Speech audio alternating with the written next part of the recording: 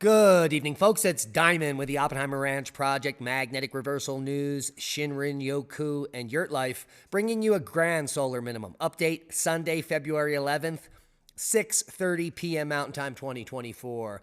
That M9 flare is going to cannibalize other CMEs headed our way, and they're all going to make impact on the 13th. Keep calm. It's boom time.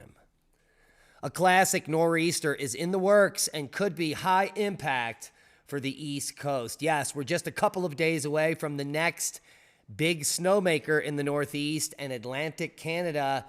Winter storm impacts from the southern to the Northeast U.S. today and into Tuesday.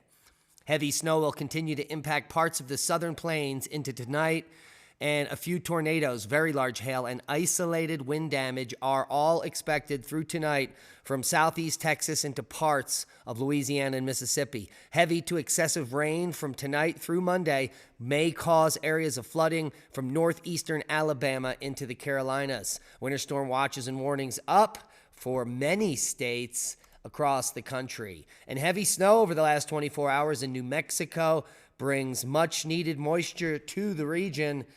And let's take a look at the GFS model here and see those storms. So here is the threat for severe weather Monday and Tuesday in the southeast. South Carolina might get walloped. And by the time we hit Tuesday here, take a look at this storm bombing out. Heavy snow through Pennsylvania, southern New York, Connecticut, New Hampshire, Massachusetts. It is going to be a doozy. And let's walk through that snow. The snow's going to be moving out of Texas into Oklahoma tonight and then across the country Tuesday and into Wednesday. That is the snow totals, and the models are staying true. The models are also showing a quiet week. Take a look at that. Not much happening until later in the week when a light system will bring snow to the northwest and across the northern tier. And a quick look at the snowpack here. Great recovery. Everything in green and blue is 100% or better. We do need some more snow for the north, and it appears as if that's coming, and no one is bumming. Seismic update. Seismicity still on the rise here in Hawaii, so waiting for maybe another eruption there of Mauna Loa or Kilauea. And we do have some activity up here, a 4 magnitude off Vancouver Island. No other quakes of note. Pretty mild day. And that brings us to the geomagnetic forecast. Take a look at that M flare coming out and catching everything out in front of it. Could be an interesting geomagnetic storm and maybe even lasting a day or more.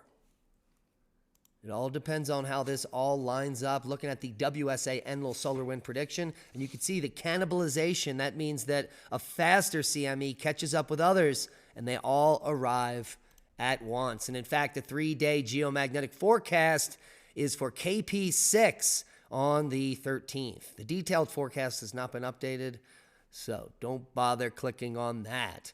We do have some other sunspots that are still active, and we have had some C flares here. And so the sun is still quite active as we wait for the incoming geomagnetic storm. Should arrive in 24 or 48 hours. Now, if you haven't heard, Leah and I will be at the 2024 San Luis Valley Seed Exchange Saturday, March 30th and Sunday, March 31st.